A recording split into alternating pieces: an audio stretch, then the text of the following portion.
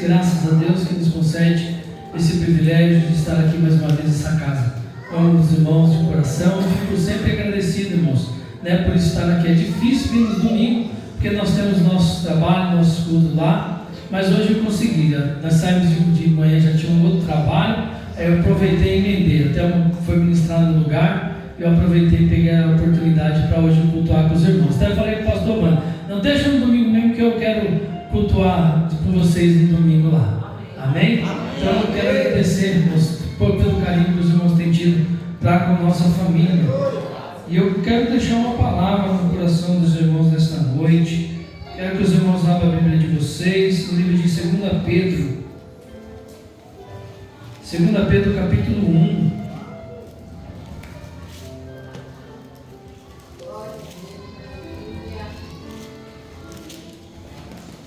Não tem jeito de ficar nervoso quando eu venho ministrar aqui, irmãos. Parece que hoje piorou. Depois que ele falou ainda de ontem, eu estava estudando milênio. Eu falei, Senhor Jesus amado, agora que o negócio apertou mais ainda. Até suando. Aleluia. Aí as pessoas às vezes falam, é técnica, de pregar, tem que ter técnica, tem que isso e aquilo. Não tem que ter temor na hora de pregar. Tem que ter reverência, temor, porque a palavra de Deus é viva, eficaz, e só ela pode entrar nos nossos corações e transformar as nossas vidas, irmãos. Eu fico pensando como as pessoas hoje em dia têm levado a sua vida, têm remado o seu barco. Complicado, irmãos, quando nós vemos, triste, quando nós vemos pessoas, principalmente aquelas que se consideram cristãos, que levam esse nome, Alguns levam esse nome de cristão ou falam que é cristão, porque acham bonito isso e aquilo, mas é um peso muito grande quando nós dissemos, nós somos cristãos. Quando esse nome foi dado, em cristãos, foi a primeira vez foi em Antioquia, quando os discípulos foram chamados pela primeira vez de cristãos. Por que eles foram chamados de cristãos ali na Antioquia, irmãos? Porque as pessoas que moravam ali viam o comportamento daquelas pessoas, a conduta daqueles cristãos, e eles viram assim, olha, eles se parecem com Cristo. Eles falam como Cristo. Vocês lembram aquela passagem de Pedro, quando Pedro negou Jesus, ele estava na fogueira, Aí falaram assim, você é um deles, você se parece com eles, você andava com eles. E ele falou, não, eu não sou, mas as pessoas viram que ele era, porque tinha o jeito, a maneira de falar, a maneira de se pronunciar. E nós, quando andamos com pessoas, irmãos, que são realmente cristãos, que temos boas amizades, pessoas que nos dão um bom comportamento, boas conduta, a gente andando muito perto disso, a gente acaba pegando essas características dessas pessoas. Por isso que Paulo, ele disse assim, olha, sede, pois, meus imitadores, como eu sou de Cristo. Então, se queremos ser como Cristo, também podemos imitar ao apóstolo Paulo, porque ele andou como Cristo, falou como Cristo, pregou como Cristo, teve o comportamento e a conduta de Cristo, e assim por diante. E eu fico muito chateado quando eu vejo, irmãos, pessoas que se dizem cristão com uma conduta totalmente oposta, ao contrário daquilo que realmente deveriam ser. Eu fiquei meditando um pouco no que estava acontecendo por esses dias, desde ontem, não sei se os irmãos têm acompanhado nas redes sociais. Faleceu o apresentador, o Silvio Santos.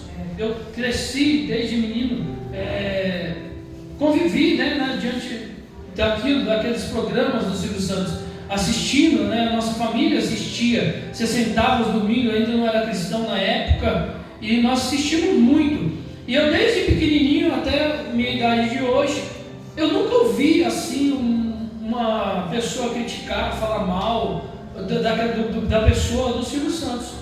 E isso me admirava muito, sempre me admirou a conduta das pessoas, não só o Silvio Santos, como outras pessoas que existem quando nós partilhamos no mesmo dia, momentos, ou no trabalho, ou em algum lugar. Eu admiro essas pessoas, quando outras pessoas falam bem dela. É gostoso quando alguém te encontra, ou nos encontra, e fala assim: poxa, você conhece fulano de tal? Aí aquela pessoa fala assim: ah, eu conheço, boa pessoa legal, né? Pessoa bacana. E é gostoso você ouvir isso de alguém. Aí eu assisti, ontem eu consegui parar um pouquinho para assistir, que é difícil assistir, não tem muito tempo, mas eu comecei a assistir, e aquele monte de amigos dele, não só pelo dinheiro, porque ele era patrão, mas todos falavam bem dele, pela pessoa que ele era, pela pessoa que ele foi, pelo que ele fez na sua vida, estando em vida. Até, irmãos, teve uma nota da família que falou assim que não ia ter velório, não ia fazer o velório público, aquele negócio todo, mas ia ser um negócio mais reservado, porque na ideia dele, ele disse que ele não quer, né, que essas pessoas vão lá bajulados, depois de morto. O que tinha que se fazer, ele fez em vida. O carinho que é para ser demonstrado, demonstre em vida. O afeto que é para ser demonstrado, demonstre em vida. Ama a sua esposa, tem um carinho pela sua esposa, demonstre em vida. Tem um amor, carinho pelos seus filhos, pelos seus familiares, demonstre em vida. Agora, infelizmente, tem pessoas, irmãos, que esperam o último suspiro da pessoa, ela está naquele caixão, e aí vai e fala, chora, e faz aquele pampeiro todo, aquela falsidade toda, alguns, que infelizmente não é tudo aquilo, não é todo aquele amor, não é aquele tudo que mostra naquele momento, e infelizmente é triste, irmãos, porque a gente sabe quem cuidou de verdade, principalmente daqueles que nós estamos próximos, quem cuidou de verdade, quem amou de verdade, quem foi uma boa pessoa de verdade. Livro de 2 Crônicas, depois nós vamos lá em Pedro, mas livro de 2 Crônicas, capítulo 21, versículo 18, tem alguma tradução diferente? A minha nova linguagem, tem alguma tradução da 2 Crônicas, capítulo 21, e a partir do versículo 18. Quem tem uma tradução diferente da linguagem atual aí? Eu. Você tem aí? Então lê para nós, pastor Wander, por favor. Qual que é? 2 Crônicas, capítulo 21, e o versículo 18 até o versículo de número 20. Vai falar do rei Jeorão. 2 Crônicas, capítulo 21, desculpa, a partir do versículo 18. Tá. Lê aí, por gentileza. Ou se estiver ali na tela, não sei. Glória a Deus. Capítulo 18. Capítulo 21. Capítulo 21, versículo 18 a seguir. E depois de tudo isso, o Senhor o feriu nas suas entranhas com uma enfermidade incurável. E sucedeu que, depois de muitos dias, e chegado o fim de 2 anos, saíram-lhe as entranhas com a doença, e morreu de más enfermidades. E o seu povo lhe não queimou aromas, como queimara a seus pais. Era da idade de 32 anos, quando começou a reinar, e reinou em Jerusalém 8 anos, e foi-se sem deixar de si saudades. E o sepultaram na cidade de Davi, porém não nos sepulcros dos reis. Olha o que a Bíblia narra a respeito do rei Jeorão. Imagine só, irmãos, uma vida que viveu uma vida insignificante, tanto para ele quanto para as pessoas que ele conviveu. Diz o texto que ele foi sem deixar de si saudades. Não foi prestado homenagens para ele, porque foi um mau rei, não reinou como o seu pai, não foi um bom reinado dele. O profeta foi usado antes, em alguns textos antes foi usado, falando que Deus ia dar essa enfermidade para ele, e deu. Ele adorou ídolos e viveu uma vida insignificante, uma vida que levou, depois da morte, as pessoas nem sequer prestarem homenagem. Já foi naquele velório, irmãos, quando a pessoa morre e ela foi insignificante para tudo. Foi insignificante para a família, foi insignificante para a sociedade. Aí alguns vão lá e ainda falam, puxa, foi uma pessoa boa, mas na verdade ela queria dizer outra coisa. É porque estava muita gente, ele quis ser amigável social, né? Mas na verdade queria dizer outra coisa. E aí alguns na cabeça das pessoas disseram assim, foi tarde, morreu tarde, não serviu para nada, não prestou para nada, viveu uma vida insignificante para a sociedade, para a própria família, para os próprios filhos. Então o que eu quero trazer nessa noite, irmãos, para nós viemos pensar a maneira que nós temos vivido. A maneira, qual é o comportamento, a nossa conduta diante a nossa família, diante a sociedade, diante dos nossos amigos, diante na empresa, diante aos funcionários, diante as pessoas que convivem com a gente, diante dos nossos irmãos da igreja, diante dos nossos vizinhos. Como que tem sido esse comportamento? Será que no dia que você partir, o dia que você vier a falecer, as pessoas vão tratar você como tratou esse rei?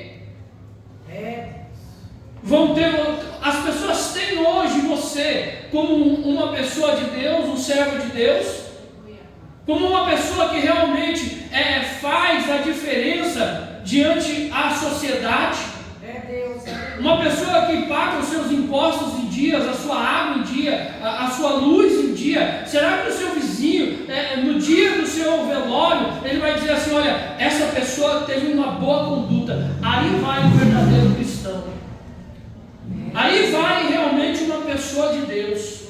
Lembra do profeta, quando a mulher viu o profeta de noite e falou assim, olha lá o homem de Deus, vamos fazer uma casa para ele? Olha lá um homem de Deus, uma mulher de Deus. O que as pessoas têm dito ao nosso respeito? E só tem uma maneira do nosso comportamento mudar, da nossa conduta mudar, do nosso jeito mudar. É a nossa fala também mudar. Verdade. Tem pessoas que têm uma fala, eu lembro, acho que eu já contei isso aqui, eu falava muito pouco quando eu ministrava. Pô, irmãos, e tinha um diácono que congregou comigo, o diácono Zezinho, acho que ele já veio aqui. Ele me chamou uma vez e disse assim, pastor, posso falar uma coisa? Eu falei assim, pode, tem toda a liberdade. Eu não gosto quando o senhor fica falando isso no púlpito, a palavra boa. E eu falava, irmãos, mas sem aquela compreensão. Falava porque eu acredito que seria um hábito de fala, né, de linguagem. E daquele dia para cá eu nunca mais falei. Eu vigiei o meu modo de falar, fui corrigido com carinho e graças a Deus eu consegui mudar esse comportamento. E a nossa vida é assim. Quando nós se doamos para Cristo, quando nós se damos a Deus, tudo em nós muda. Verdade, Deus. Muda as nossas vestes. Quando você se converteu, você lembra do que você usava antes? Aí agora você não usa mais aquelas vestes que você usa, as pessoas fazem, olha como aquela pessoa muda a careta, agora é careta, né? Porque não usa mais aquela roupa vulgar, não anda mais de um jeito vulgar, não fala mais de uma maneira vulgar, a conduta muda, o comportamento muda, e só com Cristo nós conseguimos isso. Aí Pedro, irmãos, né? Na segunda carta de Pedro, eu gosto muito quando ele vai falar da certeza do chamado, da vocação dele, da eleição dele, o porquê que ele foi chamado. Ele vai usar essa figura de linguagem, essa linguagem, e eu fico muito grato a Deus por ele trazer essa palavra. Para quê? Para que nós possamos meditar nessa palavra e aprender com ela. Para quê? Para que tudo em nossa vida venha mudar. Venha mudar no trabalho, o nosso comportamento com os nossos filhos. Tem pessoas que não sabem tratar os seus filhos dentro de casa. Tem pessoas que não sabem tratar a sua esposa dentro de casa. Tem mulheres que não sabem tratar os seus maridos dentro de casa. E não adianta o pastor chegar aqui num culto de domingo, culto da família, e falar, e você não guardar essa palavra no coração.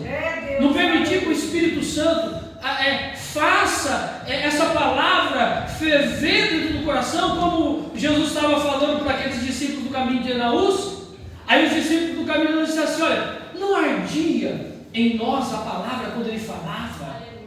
Aquilo, irmãos, é quando você deixa o Espírito Santo entrar dentro de você, e essa palavra ela tem poder para mudar os nossos pensamentos, Glória a Deus. a nossa conduta, a nossa fala. Mas nós precisamos colocar empenho nisso, esforço nisso. Não é fácil, mas temos que praticar. Aí Pedro vai dizer assim: olha, o seu divino poder, segundo 2 Pedro, capítulo 1, a partir do 3. Seu divino poder nos deu tudo o que nós necessitamos para a vida e para a piedade. Olha aí, então Pedro está dizendo assim: olha, o seu divino poder, o poder de Deus, já nos deu tudo o que nós necessitamos para uma vida e para a piedade. Aqui é a vida eterna e para a piedade. Aí ele vai explicar como? Por meio do pleno conhecimento. Conhecimento daquele que nos chamou para a sua própria glória e virtude. Por que no Antigo Testamento, não me recordo agora, não sei se é Oséias, que diz assim: olha, o meu povo perece por falta de conhecimento. Ali não foi escrito assim: olha, o meu povo perece por falta de dinheiro, o meu povo perece por falta de trabalho, o meu povo perece por falta disso, por falta daquilo, por falta de poder. Não, foi escrito: o meu povo perece por falta de conhecimento. É por isso que Jesus disse assim: olha, conhecereis a verdade. João, desculpa. Conhecereis a verdade, e a verdade vos libertará. Quando nós adquirimos conhecimento de Cristo, da sua palavra, aquilo que nós às vezes não entendíamos, o que Deus quer na nossa vida, como o Senhor quer que nós nos comportemos, como que nós agíssemos, isso, irmãos, começa a vir à nossa mente através do conhecimento de Deus, por meio do pleno conhecimento daquele que nos chamou para a sua glória, própria glória, e para a sua virtude. 4. Dessa maneira, Ele nos deu as suas grandiosas promessas, para que por elas vocês se tornassem participantes da natureza divina. Então, irmãos, Paulo vai falar muito sobre a natureza, a tendência para a carne e a tendência para o espírito. Como que nós conseguimos deixar de exercer as coisas da natureza terrena para a natureza divina? Quando nós conseguimos, irmãos, nos aproximar mais de Deus. Verdade, Deus. E como que nós nos aproximamos de Deus? Às vezes as pessoas dizem assim: poxa, é pelo tanto de vezes que eu vou ao culto. Não, você pode vir para o culto todo dia. Se você não tiver conhecimento, obter conhecimento através de Cristo e saber qual é o propósito que Ele quer na sua vida, e você praticar esse propósito na sua vida, nós podemos vir para o culto todos os dias, e nós vamos sair daqui do mesmo jeito que nós entramos. Por quê? Porque a palavra não gerou em nós frutos. Não permitimos que a palavra gere em nós frutos. O que João disse? Olha, que nós possamos gerar frutos de arrependimento. Então nós, ao ouvirmos a palavra, temos o conhecimento divino, nós começamos a ter uma natureza divina. Não vamos ser como Deus, mas nós vamos começar a agir como se fosse um, a pensar como Ele pensou, a tomar as decisões que Ele tomou, a agir como Ele agiu. Quantas das vezes, irmãos, as pessoas nos ofendem, nos fazem mal, e nós queremos fazer o quê? Essa pessoa, eu vou tratar, nós queremos pagar com a mesma moeda. E por que nós não fazemos isso? Porque habita em nós a natureza divina e o Espírito Santo. E aí, quando nós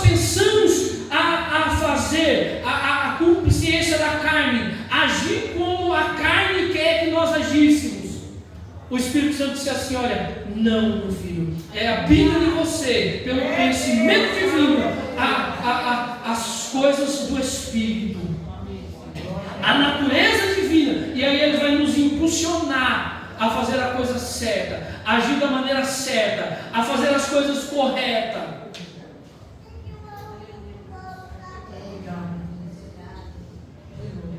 Dessa maneira, Ele nos deu as suas grandiosas e preciosas promessas, para que por elas vocês se tornassem participantes da natureza divina. Olha a vontade de Deus para nós, que nós nos tornamos participantes. Ele quer que nós fazemos o quê? Deixamos de participar das coisas terrenas e sermos participantes da natureza divina. Por quê? Porque há no mundo, participando da natureza divina, e fugissem da corrupção que há no mundo, causada pela cobiça. Isso é um mal nos nossos dias terrível. Teve uma fala do Silvio Santos, que ele disse assim: olha, não é só por dinheiro. Tem pessoas que vivem a vida dele por dinheiro. Tem pessoas que o Deus dele é mamão. Tem pessoas que vivem para o dinheiro, pelo dinheiro e por dinheiro. Tem pessoas que se dizem cristão, que não são pessoas generosas, pessoas que contribuem para o bem da obra e para o bem do seu irmão. Paulo, quando ele diz em Efésios, para nós termos uma nova mente renovada, a mente de Cristo, Paulo disse assim, olha, quando ele passa para a conduta, ele disse assim: aquele que roubava, não roube mais. Só que aí ele diz assim, antes trabalhe para poder abençoar o seu próximo, o seu irmão. Então, olha como a conduta muda, como o comportamento muda. Eu só não trabalho pelo dinheiro, e eu não vivo pelo dinheiro. Eu trabalho porque nós precisamos trazer o alimento para a nossa família, mas o objetivo principal é que o dinheiro se torne uma bênção na nossa mão, e isso é natureza divina. O que Jesus fez com 5 pães e 5 peixes? Ele multiplicou para quê? Para saciar a fome de todos. Chegaram para Jesus e disseram assim: Senhor, olha, eles estão conosco desde manhã, estão tudo morrendo de fome. Aí Jesus fala assim: o que nós temos? Aí chega para ele: tem 2 pães e 5 peixinhos, é isso? 5 pães. 5 pães e 2 peixinhos. Aí ele orou, deu graças, agradeceu por aquilo, falou assim: olha, vai, deu ao povo para comer e guarde as sobras. Tem pessoas, irmãos, que umas são presas demais, outras são esbanjadores demais. Aí eu estou pagando, eu posso fazer o que eu quero. Então tem que tomar cuidado, irmãos. O dinheiro é para nos abençoar e fugir da cobiça. Aí vamos entrar no 5 aqui, olha. Por isso mesmo, não dá para falar muito, porque já está dando a hora, tá, irmãos? Por isso mesmo, empenhem-se para acrescentar à sua fé a virtude. Olha o que ele diz aí, olha. Empenhem-se. Olha algo que nós precisamos fazer. E muita gente, irmãos, não quer fazer isso. Quer jogar nas costas de Deus. Olha, você precisa perdoar fulano. Ah, Senhor, toca no meu coração para me perdoar aquilo lá. Tocar no coração a palavra, o conhecimento que você tem que ter da palavra. A palavra já me disse que eu tenho que perdoar o meu irmão. Você fica orando. O que eu preciso? Me empenhar. Colocar esforço e passar por cima do meu ego. Por que muitas pessoas não pedem perdão? Porque não conseguem passar por cima do ego. Ah, não, foi ele que me ofendeu, é ele que tem que vir pedir perdão para mim. Ego. E aí Pedro vai dizer assim: olha, empenhem-se, coloque esforço para tudo que vocês. Aqui eu estou abrangendo tudo, tá, irmãos? Está falando da fé. Para acrescentar a sua fé, a virtude conhecimento.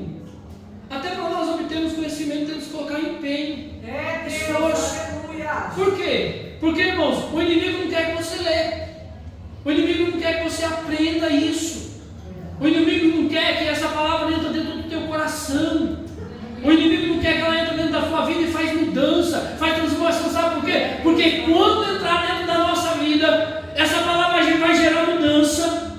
aí as pessoas vão olhar para nós e vai falar assim: olha, aquele é um cristão. E o inimigo não quer que ninguém te chame de cristão. Porque o cristão tem as características do Cristo. Empenhe-se a tudo isso. Empenhe-se ao conhecimento e ao domínio próprio. Outro negócio difícil é o domínio próprio.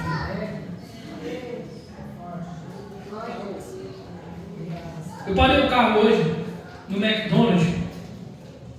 McDonald's. Fui tomar um sorvete com a minha menina e com a Thelma. Aí eu parei meio errado e eu não vi. Ficou um pouquinho longe da faixa. E tinha uma faixa de preferencial de cadeirante. Eu não cheguei a tomar a faixa, mas fiquei bem colado. Aí ele colocou o carro e quando eu fui sair, eu não conseguia entrar no carro. Não tinha espaço, estava mais ou menos assim, eu não passava nem eu. Aí eu peguei, até a mãe entrou no carro pelo passageiro, abri a porta para ela entrar, para a menina entrar. Aí eu fui, quando eu fui assim, eu falei assim: acho que eu vou entrar por onde? Me subiu uma raiva e eu não vi que era faixa de cadeirante. Aí eu falei para a Thelma: eu vou lá pedir para ele tirar. Aí quando não faz isso. Quando eu olho assim, eu vi a faixa preferencial. Aí eu falei assim: olha, se ela não me ajuda e se a gente não se controla, a besteira que a gente vai fazer. Vai lá e vai passar vergonha. E eu ainda estava com a camiseta, que nós estávamos fazendo um trabalho na igreja, estava com a camiseta de farol, né? Aí a pessoa bateu o olho daqui e falou assim: ainda diz que é crente. Olha a vergonha que Cristo me tirou. E essas coisas acontecem em nossas vidas, irmãos. Às vezes é uma coisinha tão boba que vai fazer nos envergonhar. Aí tem uma frase que diz assim: olha, a mensagem é boa, o evangelho é bom, mas muitas das vezes não é dado crédito por causa do mensageiro. Eu tenho certeza que algum de vocês conhece alguém que quando vai pregar, você fala assim: não quero nem ouvir. A mensagem é boa, mas às vezes nós não queremos ouvir por causa do mensageiro, porque nós assimilamos o mensageiro com a conduta e o comportamento dele, como que ele age, como que ele faz, como que ele trata as pessoas, e às vezes não damos crédito para a palavra. Não é porque a palavra não é boa, é porque o mensageiro não condiz com a palavra.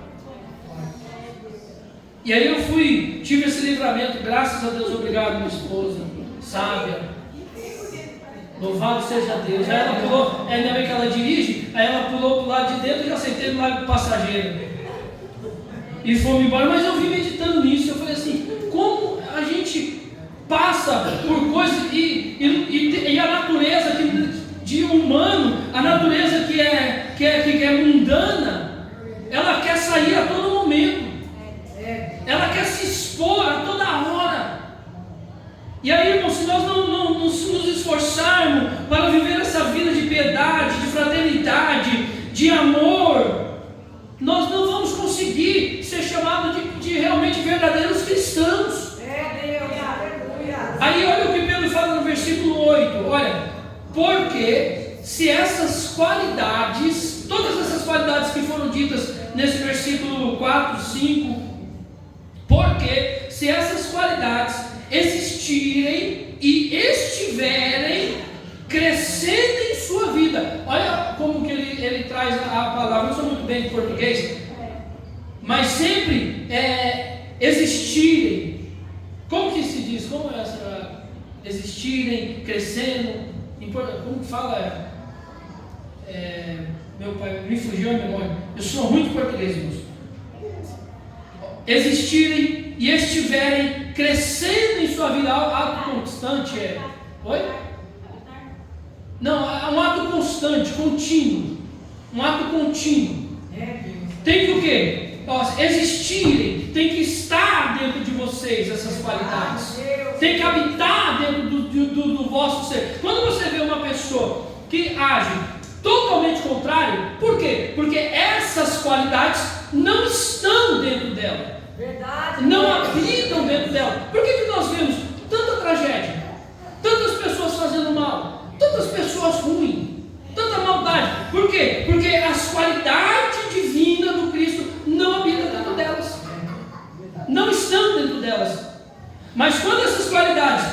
existirem dentro de nós e estiverem dentro de nós, crescendo a cada dia, que nós tivemos dando oportunidade para que essas coisas que nós ouvimos, a palavra que nós ouvimos, o conhecimento que nós obtemos, se essas qualidades estiverem dentro de nós e nós permitir que ela venha crescer, como que ela cresce dentro de nós? Quando nós nos propomos a exercer essas qualidades. Verdade, Jesus.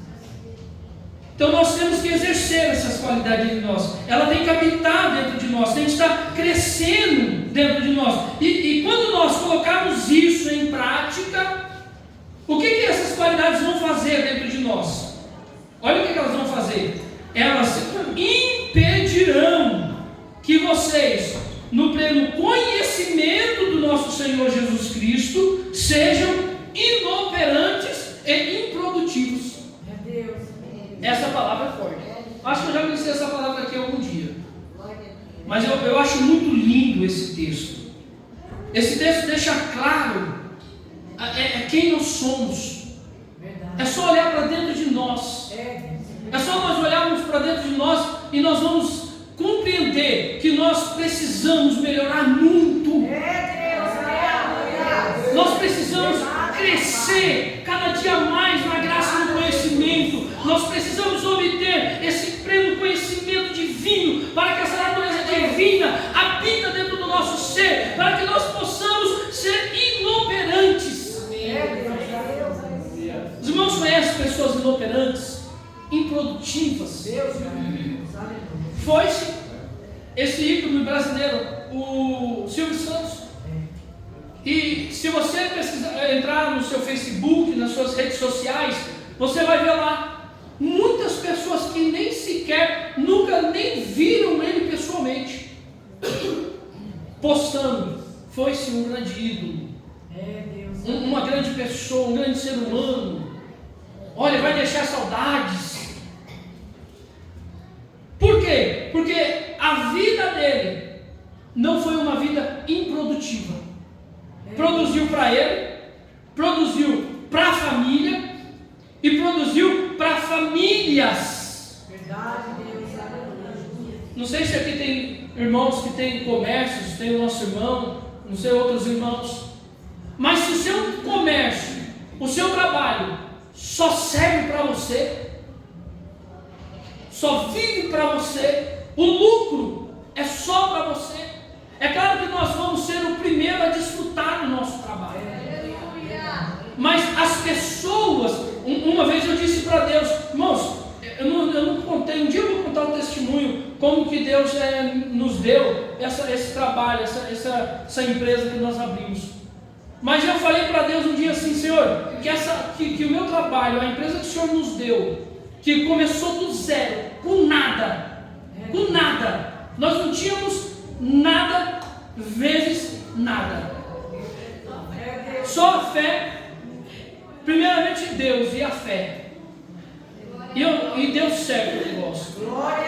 Só que eu falei para Deus assim, Senhor, que a minha empresa sirva não só para mim, mas para todos aqueles que passarem por ela ou estiverem nela.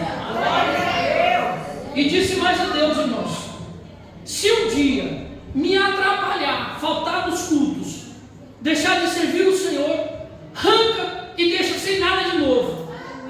Só não me deixa sem a sua graça, sem a sua bondade. Eu vivo sem nada, mas eu não consigo viver sem a graça e a bondade do Senhor. Então, nós precisamos ser o quê? Operantes, não pessoas inoperantes, improdutivas.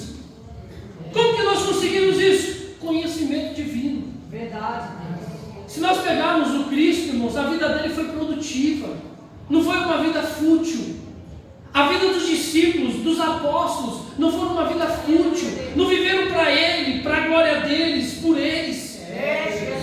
Paulo, eu gosto muito do Paulo. Paulo fala assim, olha, Senhor, eu queria muito estar, não lembro essa passagem onde está, eu queria já estar na glória, mas por causa deles eu preciso ficar um pouco mais. Para quê? Vivendo não só para ele, mas vivendo para os outros.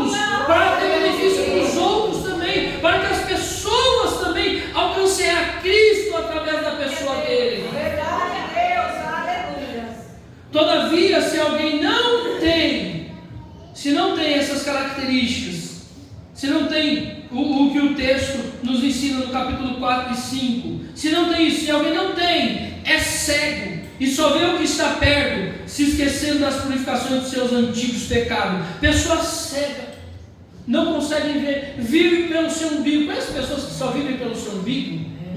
Tem crente, irmãos, que vê um outro irmão passando por uma situação difícil, aí o irmão está passando por uma situação difícil, de vez dele ajudar o irmão, às vezes o irmão tem uma bicicleta. Nem fala bicicleta, pastor. Vamos mudar, vamos falar de bicicleta não. Fala, mas sem querer, pastor.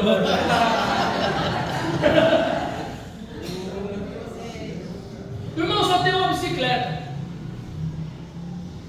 Aí ele estou vendendo uma bicicleta porque eu preciso comprar um gás, preciso comprar alguma coisa. Aí você diz que você é crente, pode abençoar, pode ajudar. O que você faz?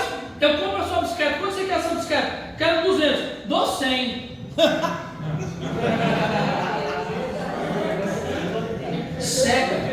Pessoa cega, só vê o próprio umbigo, só pensa nele, só quer benefício dele, só quer tomar proveito nas costas dos outros. São pessoas inoperantes, pessoas que não trabalham em conjunto, não trabalham para o bem da sociedade, para o bem dos outros. Portanto, irmãos, empenhe-se, aí vai falar de novo, empenhe-se ainda mais. Coloque empenho ainda mais. Para quê? Para consolidar o chamado e a eleição de vocês. Tornar isso aí sólido na vida de vocês. As pessoas vão olhar para vocês e vão dizer assim: olha, ali é crente.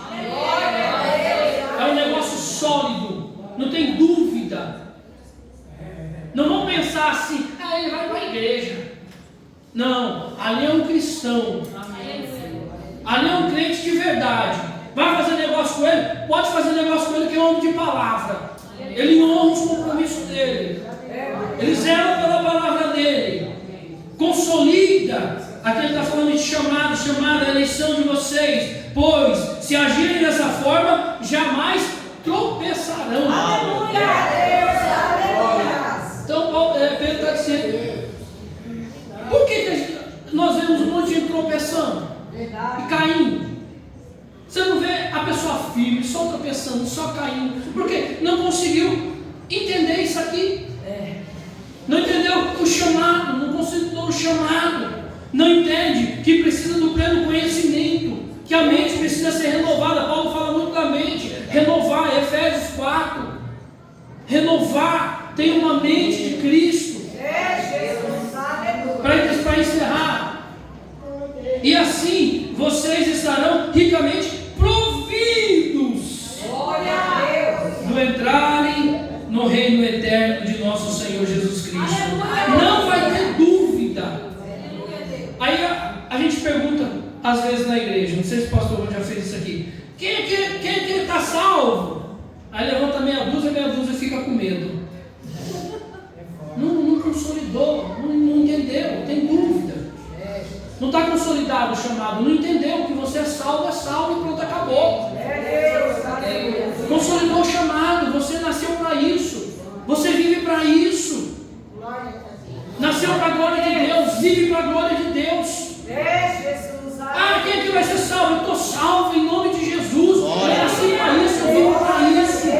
Eu entendo o meu chamado, eu entendo o que Deus preparou para mim, eu vivo isso, eu pratico isso. É difícil, mas eu quero impor empenho nisso. É para isso que eu quero servir, é por isso que eu vim aqui.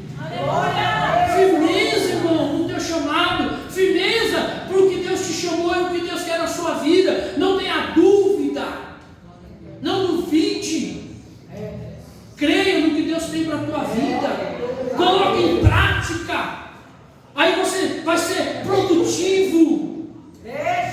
Você vai consolidar o chamado na tua vida. Você vai crescer em graça e conhecimento.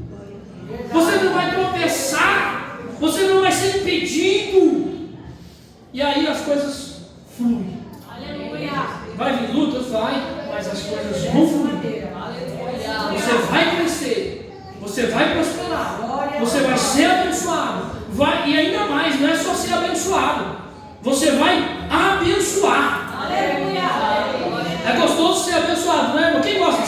abençoado aqui? Amém. Quem gosta de abençoar? Eu. Abençoar é muito melhor, irmão. Verdade. A palavra nos diz assim, olha, melhor coisa é dar do que receber. É gostoso, irmãos, quando você tem e a pessoa, você vê a pessoa com dificuldade e você fala assim, eu posso fazer o bem. Não por ego ou por egoísmo, é porque Deus te deu condição de fazê-lo. E aí você vai e faz. Aí um dia você vai estar diante de Deus e Deus vai falar assim, Jesus vai falar, tive fome. Aí Ele vai olhar para a sua cara e vai dizer assim, e você me deu de comer. Tive sede. Ele vai olhar para você e você me deu de beber. Estive nu. Aí Ele vai olhar para você e vai falar assim, você me deu de vestir. E aí você vai entender que o chamado que Deus tem na sua vida é grande para ser um abençoador e viver essa palavra na íntegra. Praticá-la na íntegra. Não é só em palavras, o amor, ele é consolidado em atitudes. E você vai ver, irmãos, como vai ser grande as bênçãos na sua vida. Pastor Luiz ensinava a gente, e foi uma coisa que eu guardei muito. Seja um rio. Um rio onde ele passa, ele vai deixando vegetação, vida e coisas grandes, árvores, animais. Agora tem pessoas que quando a água para, fica aquela água parada, vira aquele brejo, aquele lobo, e dali não sai. Então seja rio, você pode ser rio, seja rio. A Bíblia nos ensina, pastor, pode vir para cá em nome de Jesus, amém? A Bíblia nos ensina, aquele que pode fazer o bem e não faz, pega. Tem pessoas pecando, porque se prenderam ao dinheiro, se prenderam às coisas materiais deste mundo. E aí você pergunta, quer ir para o céu? Agora não, está meio cedo, a vida está boa, dá para comer uma picanha ainda, um alcatra contra filé que seja. Tem pessoas que não querem ir para o céu mesmo. Infelizmente tem pessoas que não querem ir porque a vida na terra tem coisa boa na terra. Tem coisa boa na terra. E tem pessoas que se prenderam a isso.